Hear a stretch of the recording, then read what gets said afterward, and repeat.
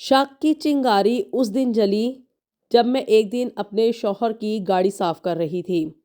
गाड़ी में मैंने एक रसीद देखी, मानचेस्टर के एक महंगे तरीन रेस्टोरेंट की, जबकि मेरे शौहर ने मुझे ये बताया था कि वो तो बर्मिंघम में किसी मीटिंग में मसरूफ़ है। ईमेल्स में कोई खुली बात नहीं थी, लेकिन एक नाम बार बार दिखाई दे रहा था, और वो नाम था मरियम। मरियम, मेरी बहू। ये नाम देखकर मेरा दिल सीने में बैठ गया। बिस्मिल्लाहिर्रहमानिर्रहीम। अस्सलाम वालेकुम एवरीवन। आज आपके साथ बरतानवी पाकिस्तानी ख़ानदान की एक ऐसी कहानी शेयर करने जा रही हूँ जिसमें खुदगर्जी की इंतहा है। इससे मिलती जुलते वाक़यात शायद आपने पाकिस्तान में देखे भी होंगे और सुने भी होंगे, लेकिन बरतानिया में रहते हुए खुदगर्जी की इंतहा इस हद तक हो जाती है कि लोग पैसे की खातिर एक दूसरे की हड्डियां तक नोच लेते हैं। ये कहानी है सायरा की। 40 साल से ज़्यादा हो गए थे सायरा को यहाँ पे यूके में आए हुए, और एक मशरकी लड़की थी ये, जो कि बरतानिया में आकर बीवी बनी, फिर माँ बनी, और फिर आहिस्ता आहिस्ता एक खामोश साया बन गई। लंदन की एक सर्द सुबह थी। खिड़की के बाहर हल्की हल्की बूंदाबांदी हो रही थी। आपको पता है कि यहाँ पे यूके में हर वक्त बारिश होती ही रहती है, लेकिन आज ये जो बारिश हो रही थी ना, ये जैसे सायरा के दिल का हाल जानती हो। घर के अंदर सायरा की आंखों से खामोश आंसू बह रहे थे, और घर के बाहर आसमान से जैसे आंसू टपक रहे हों। सायरा के शौहर कामरान, मोहल्ले में बड़ी ही इज्जत थी इनकी, मस्जिद की कमेटी के रुकन भी थे, और सबकी आंखों के सामने एक मिसाली शौहर भी बने हुए थे। और बेचारी सायरा घर, बच्चे और अपनी एक छोटी सी बेकरी चलाती थी।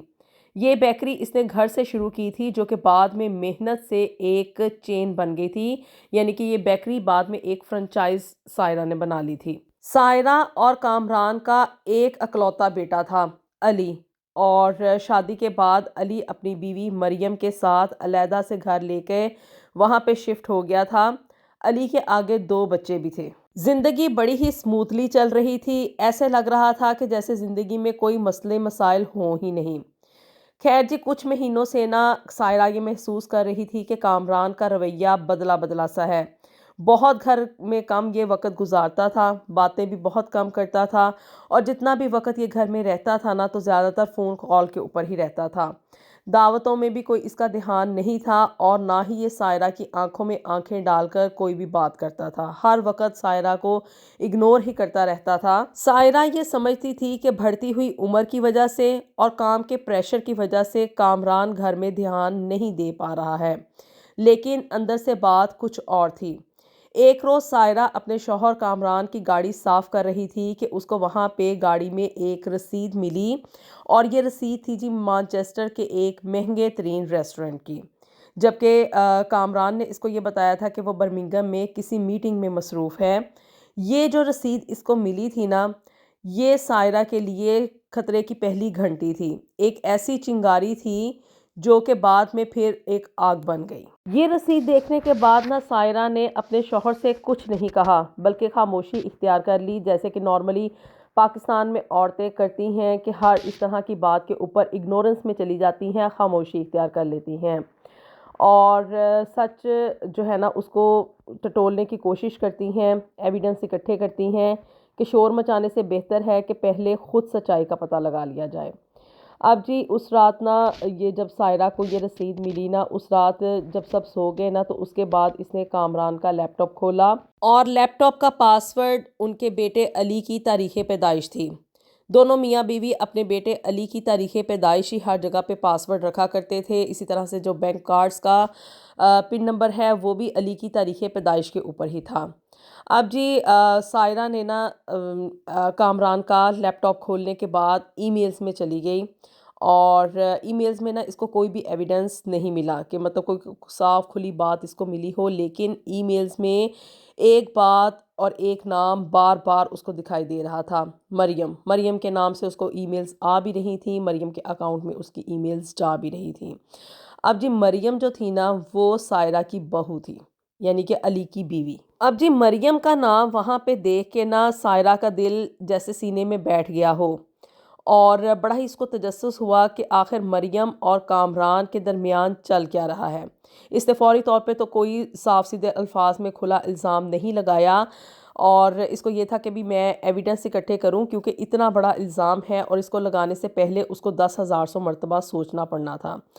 اب جی سائرہ نے نا مزید ایویڈنس اکٹھے کرنے شروع کیے، اور اس نے اپنے وکیل کے ساتھ رابطہ کیا، اور اس نے وکیل سے مدد یہ لی کہ مجھے سچ جاننا ہے، اور فیصلہ جو ہے وہ اینڈ میں سائرہ خود کرے گی کہ ان دونوں کے ساتھ آخر کرنا کیا ہے۔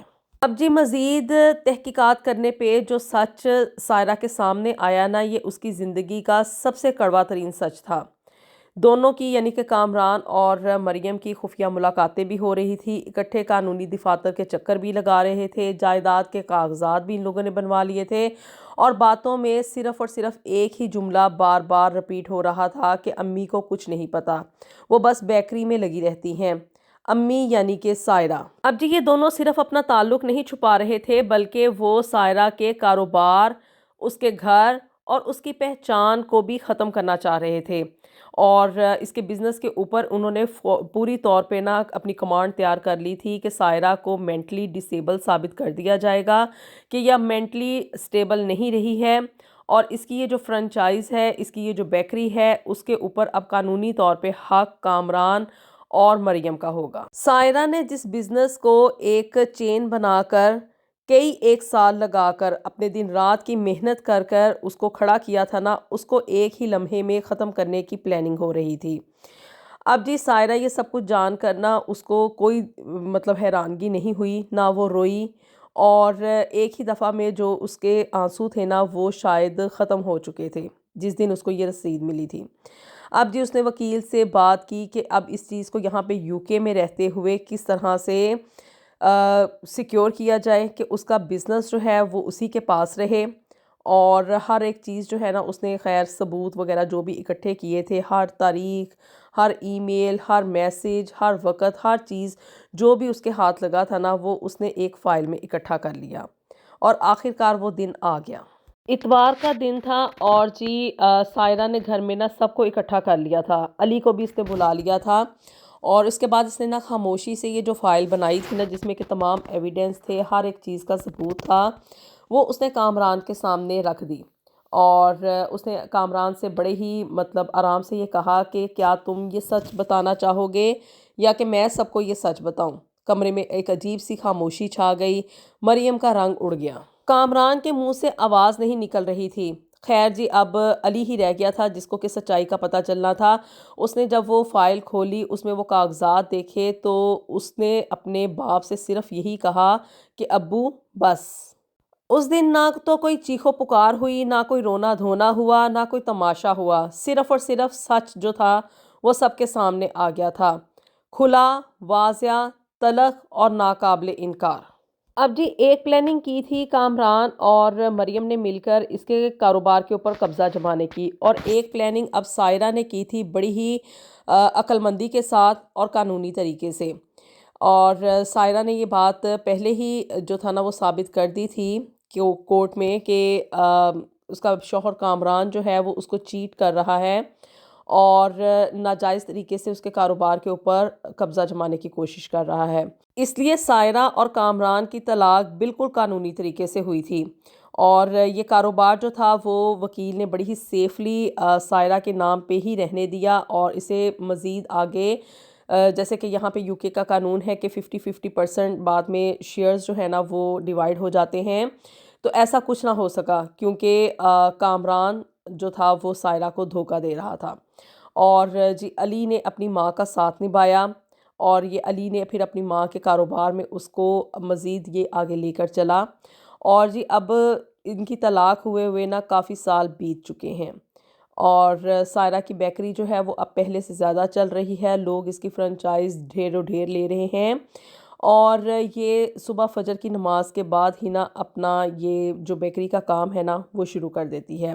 سائرہ کا بیٹا علی تمام جو بھی فرنچائز کے حساب کتاب ہیں، جتنی بھی اکاؤنٹنگ ہے، ان کو سنبھالتا ہے، اور لوگ اکثر تعریف کرتے ہیں کہ سائرہ آپ نے بڑی ہی ہمت دکھائی ہے اور اپنے شوہر کو پورا اچھے طریقے سے سبق بھی سکھایا ہے، لیکن آگے سے نا سائرہ مسکرا کر صرف ایک ہی جملہ کہتی ہے کہ یہ اس نے ہمت نہیں دکھائی تھی بلکہ اپنی ذات کو بچانے کے لیے ایک آخری کوشش کی تھی، نہیں تو اس کے شوہر نے اس کے وجود کو نوچ نوچ کے کھا جانا تھا، اس کے نام کو بھی ختم کر دینا تھا اور سائرہ کو مینٹلی ڈسیبل ثابت کر کے اسے کیئر ہوم میں یا اولڈ ایج ہوم کی طرف شفٹ کر دیا جانا تھا۔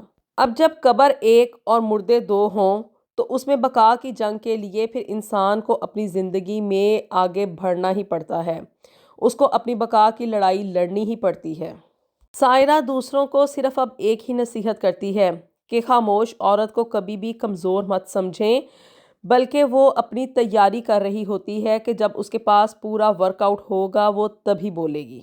کیا آپ کے خیال میں سائرہ نے بالکل صحیح وقت پر صحیح فیصلہ لیا یا کہ اس کو اپنے شوہر کی غلطیوں کے اوپر روپوشی کرنی چاہیے تھی اور اپنے فیملی کو لے کر آگے بڑھنا چاہیے تھا؟ اپنی رائے سے ہمیں ضرور آگاہ کیجیے گا۔ اللہ تعالیٰ ہم سب کے لیے دنیا اور آخرت میں ڈھیر آسانیاں پیدا فرمائے۔ ملیں گے آپ سے نیکسٹ ویڈیو میں with something new and something very interesting. Until then, Allah Hafiz.